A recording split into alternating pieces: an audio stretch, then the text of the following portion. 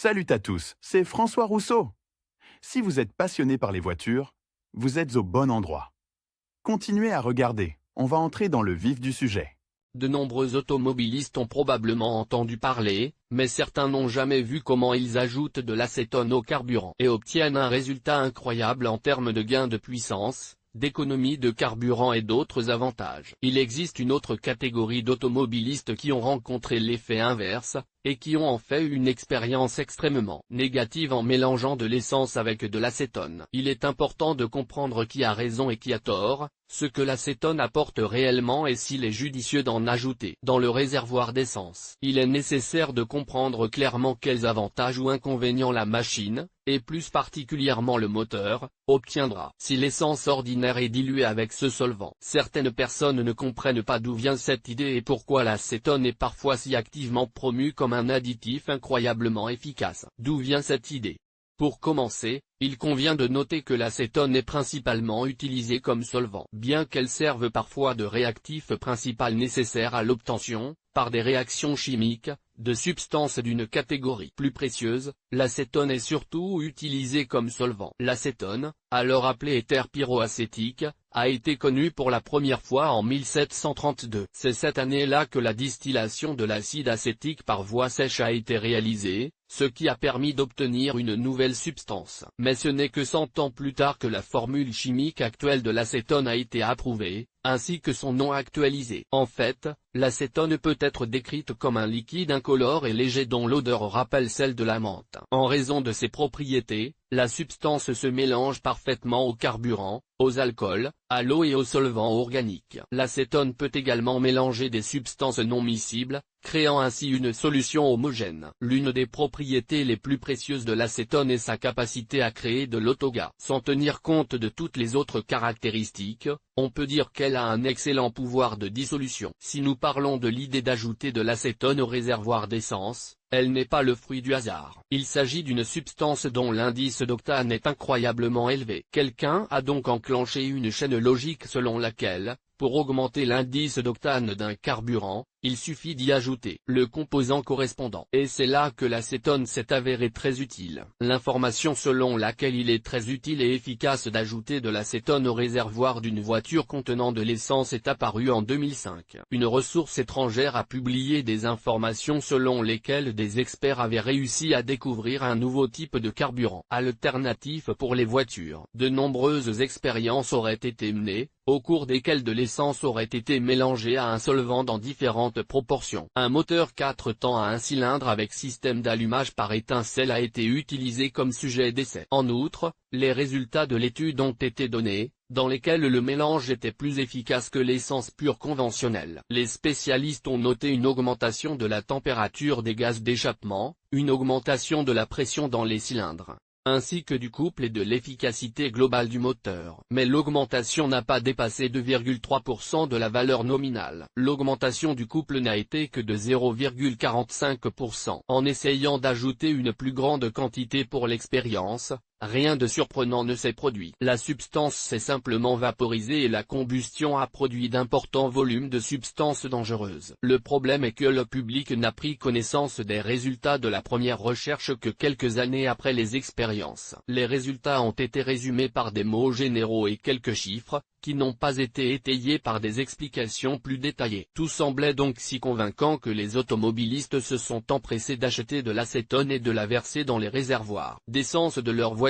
Il y a également eu des émissions de télévision nationales et étrangères, où des expériences similaires ont été réalisées. Il en est ressorti qu'en mélangeant des composants, la consommation de carburant augmente et qu'en ajoutant une grande quantité de solvant, elle disparaît tout simplement. Cela vaut-il la peine d'ajouter? Pour commencer, il faut comprendre pourquoi les automobilistes ajoutent de l'acétone à l'essence. Il se fie aux recommandations d'autres personnes, à des articles d'origine douteuse, à des publications dans des magazines thématiques, etc. Chacun décide pour lui-même de la raison pour laquelle on verse de l'acétone technique dans le réservoir d'essence. Cela est principalement dû au désir d'améliorer l'efficacité du moteur à combustion interne, de le nettoyer des contaminants accumulés, ainsi que d'augmenter les paramètres du moteur au moins jusqu'aux paramètres d'origine, lorsque la voiture sortait tout juste de la chaîne de montage. Le désir d'économiser du carburant et d'améliorer les caractéristiques et l'état du moteur pousse parfois les automobilistes à prendre des risques,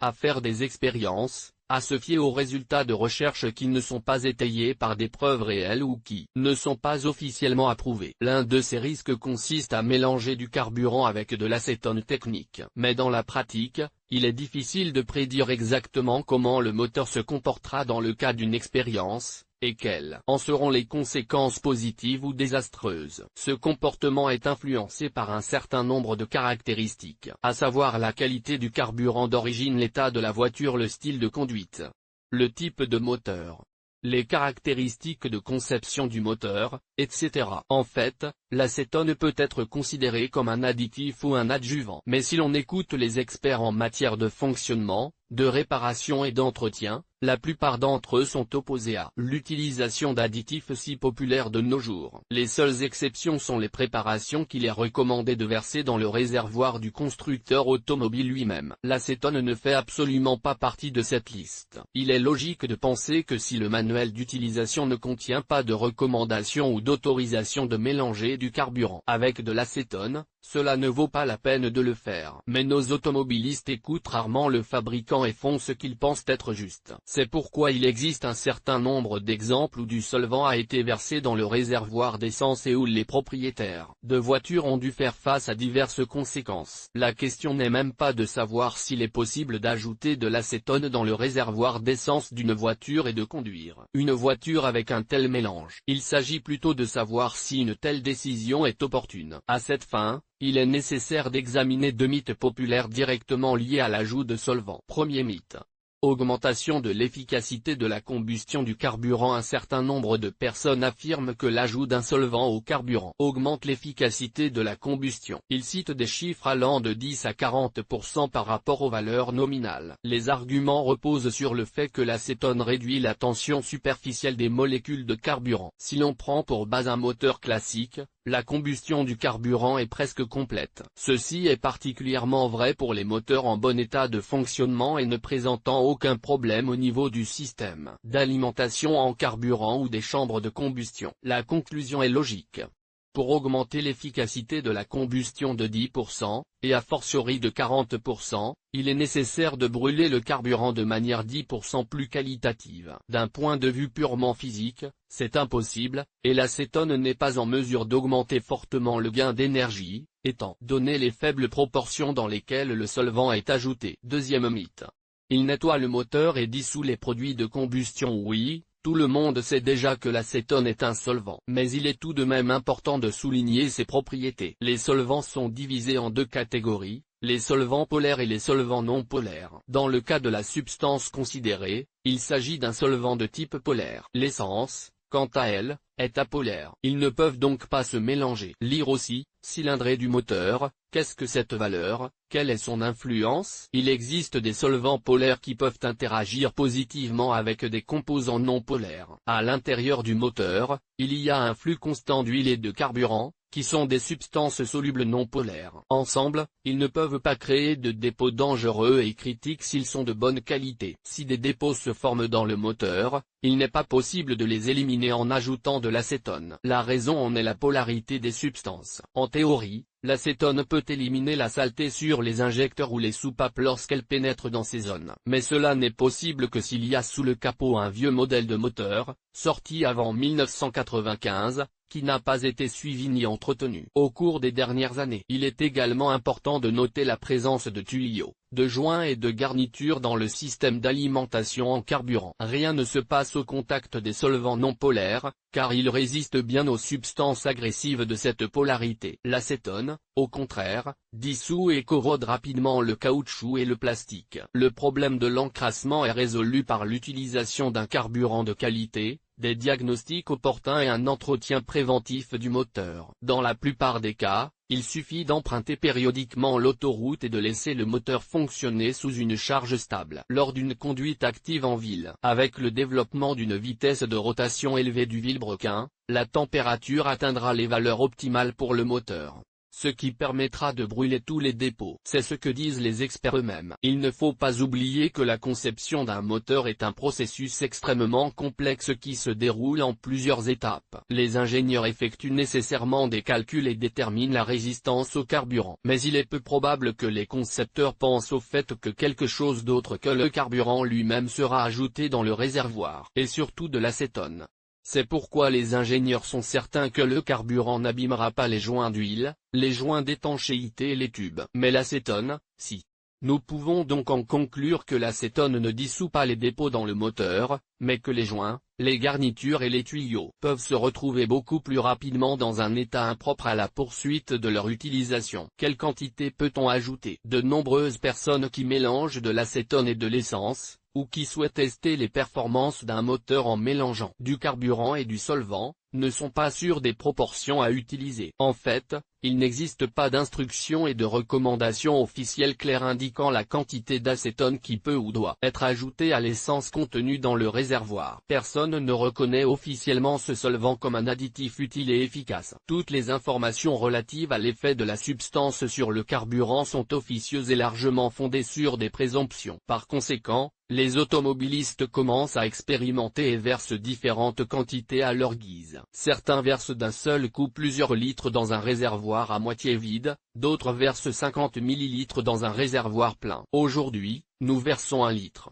et demain nous essaierons avec 2 litres. Les situations sont nombreuses, et chacune d'entre elles donne des résultats contradictoires. Pour le nettoyage des moteurs, lorsqu'on ajoute de l'acétone à l'essence, les proportions recommandées sont de 1 à 10. On prétend pouvoir ainsi obtenir un nettoyage de qualité sans conséquences désastreuses pour le moteur. Les proportions et le rapport des substances varient en fonction de la raison pour laquelle l'acétone technique est ajoutée à l'essence. Si vous ne voulez pas prendre de risques, mais que la curiosité prend le dessus, vous ne pouvez pas ajouter plus de 10% de la quantité totale dans le réservoir. Toutefois, un taux légèrement différent est considéré comme plus acceptable. Il prévoit l'utilisation d'un maximum de 300 ml de solvant par réservoir de 50 litres. Il est important de n'utiliser que de l'acétone technique pure et de haute qualité. Quand l'expérience est bénéfique, vous ne trouverez nulle part dans les sources officielles, les publications faisant autorité ou les déclarations des fabricants d'additifs automobiles des données confirmant l'utilité et l'efficacité de l'acétone lorsqu'elle est ajoutée au carburant. Mais sur le réseau, il y a toujours un grand nombre de commentaires, où il est dit qu'en ajoutant de l'acétone à l'essence, ils ont réussi à augmenter de manière significative les performances du moteur, à réduire la consommation de carburant, à nettoyer le moteur des contaminants et d'autres opinions positives. Mais pour chaque avis positif,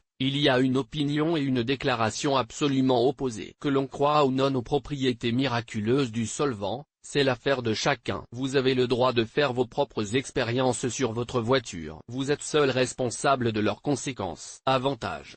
Bien que l'acétone semble être une solution extrêmement douteuse pour remplir les tâches qui lui sont assignées, il est tout de même nécessaire de parler de certaines propriétés et possibilités positives de ce solvant. L'acétone, utilisé comme additif pour l'essence, contient une forte concentration d'oxygène. Ces additifs conditionnels favorisent un meilleur mélange du carburant et de l'air avant l'allumage, ce qui est également dû à l'excellente volatilité du solvant. Le mélange brûle donc plus rapidement. En théorie, cela se traduit par une augmentation de la consommation de carburant et du couple. L'acétone est même utilisé dans la production de carburant. Les concentrations sont minimes, car les fabricants effectuent des calculs détaillés et vérifient les propriétés de leur carburant dans certaines conditions. Certains affirment qu'en hiver, l'ajout de solvant facilite le démarrage du moteur. Mais ce point positif peut être mis en doute, car il dépend en grande partie de la température spécifique. Le solvant a un point de congélation qui est des 20 degrés Celsius. En d'autres termes, dans de telles conditions, il est plus probable qu'il soit nocif que bénéfique. Résistance à la détonation. Un autre avantage qui, comme tous les autres, n'est pas confirmé, mais qui n'est pas non plus officiellement réfuté. L'auto-inflammation de l'essence, dans laquelle aucun additif n'a été ajouté,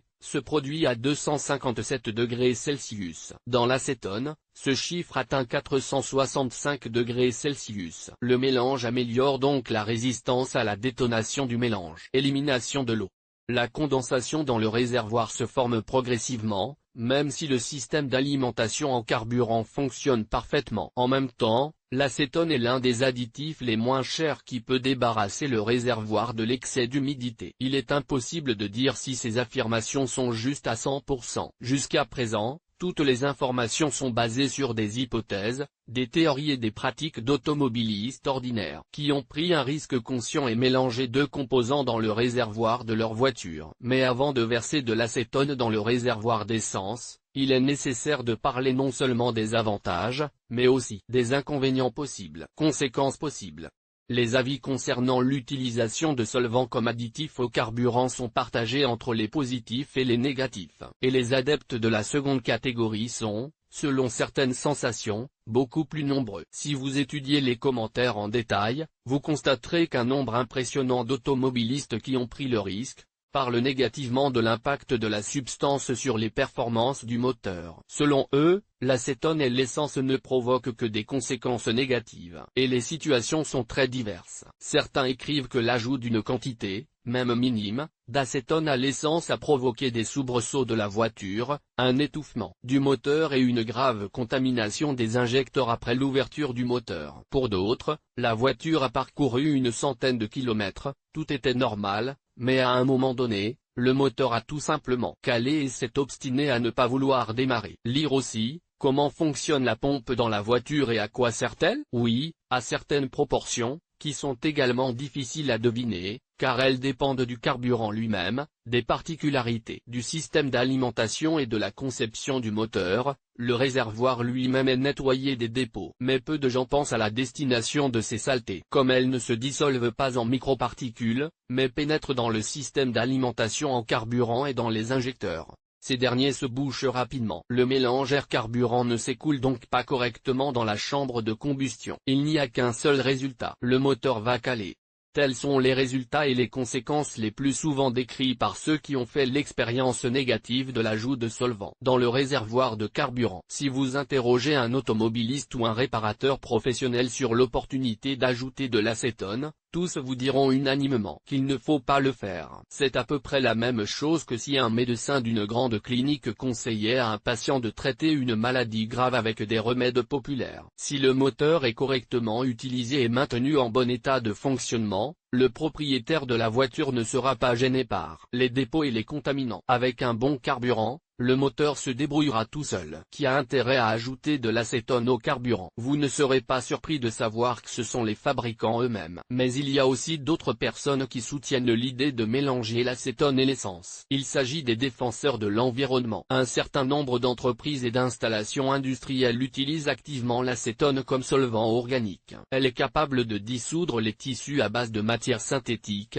les plastiques, etc. C'est également un composant clé dans la production de peinture et de vernis. L'utilisation active du solvant fait qu'il fait partie des nombreux déchets. Certaines organisations ont recours à une grande variété de méthodes d'élimination, si tant est qu'elles en utilisent une. La plus simple et la moins chère est l'enfouissement dans le sol. Mais avec cette prétendue élimination, l'acétone pénètre dans le sol, puis dans l'eau, ce qui conduit à leur contamination. Tout cela est consommé par les animaux, les hommes et les plantes qui poussent dessus. Il existe une autre méthode, celle de l'incinération. Mais l'acétone est alors vaporisé et libéré dans l'atmosphère. Cette méthode est également extrêmement néfaste pour l'environnement, qui a déjà souffert de la main de l'homme. Une concentration élevée d'acétone dans l'atmosphère et dans l'air que vous respirez provoque des problèmes au niveau du système nerveux et reproductif, des maladies rénales, la destruction du foie et bien d'autres. Les écologistes considèrent l'incinération catalytique comme la méthode d'utilisation la plus correcte. Mais cette méthode nécessite des installations spéciales, qui sont coûteuses, et peu de gens veulent s'en charger en raison de l'aspect financier. Pourtant, l'acétone se décompose simplement en eau potable et en dioxyde de carbone à la suite d'une telle combustion. Pour trouver une solution économique à cette situation, les écologistes ont commencé à soutenir l'idée d'ajouter un solvant dans le réservoir d'essence. Après tout, c'est ainsi que l'on obtient la combustion catalytique. Les fabricants eux-mêmes ne sont pas opposés à de telles expériences, puisqu'ils produisent des solvants qui sont activement vendus. Le prix moyen de 500 ml de cette substance est aujourd'hui de 70 à 80 roubles. Par conséquent, il s'avère qu'il permet de résoudre plusieurs problèmes à la fois.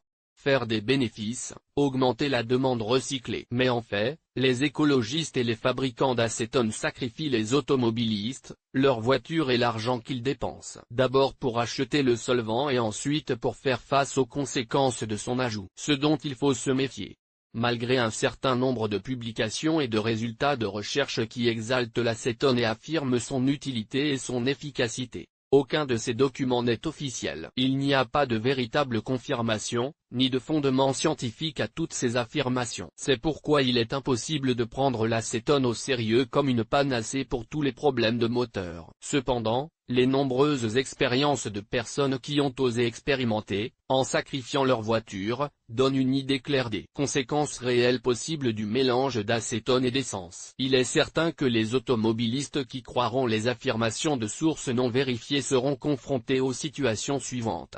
Le coût du carburant augmentera. Les économies d'essence, s'il y en a, sont minimes. Dans le même temps, 1 litre d'acétone est plus cher qu'1 litre de carburant. Remplir le réservoir en mélangeant les deux composants sera plus coûteux. Toute amélioration des performances du moteur est extrêmement mineure et il est impossible de la ressentir. Il ne faut pas s'attendre à ce que la voiture aille soudainement plus vite ou à ce qu'elle accélère davantage. Le niveau d'émissions nocives dans l'atmosphère augmentera. C'est également insignifiant, mais vous polluerez davantage l'environnement. Un moteur moderne peut produire des erreurs constantes. Son cerveau électronique contient certains algorithmes adaptés aux différentes variantes du mélange d'air et d'essence. Mais l'acétone peut perturber le système d'alimentation en carburant, et vous verrez systématiquement apparaître sur le tableau de bord une notification indiquant qu'il faut vérifier le moteur. L'acétone, en tant que solvant, détruit parfaitement la structure des matériaux synthétiques. Et ce sont vos joints d'huile, joints toriques, joints d'étanchéité,